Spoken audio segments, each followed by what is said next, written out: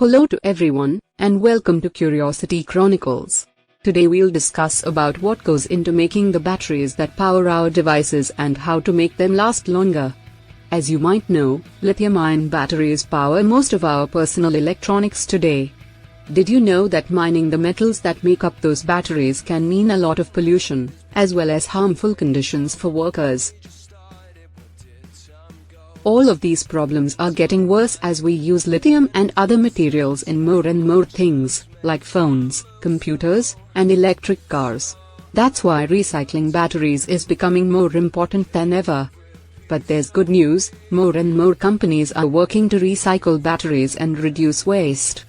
Apple recently made a big announcement. By 2025, all of their lithium-ion batteries will be made with 100% recycled cobalt, which is an important component of making batteries.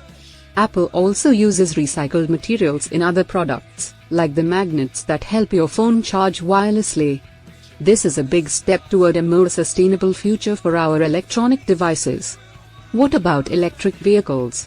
The batteries in electric cars are much bigger, and there aren't as many old ones as possible to recycle. This means there could be a shortage of recycled materials as more electric vehicles hit the road. But why does that matter so much? For one thing, old batteries aren't being recycled fast enough to keep up with the demand for recyclable materials. The batteries in electric vehicles may continue functioning for more than 10 years and won't be ready for recycling for at least another 15 years. As electric cars become more popular, there will also be a shortage of recycled materials for their batteries.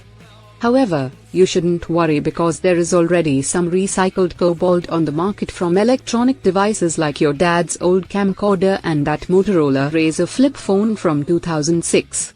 Companies like Apple are ready to pay a little extra for recycled materials without increasing the price of the whole device because portable devices like phones and laptops are smaller and less expensive than electric cars.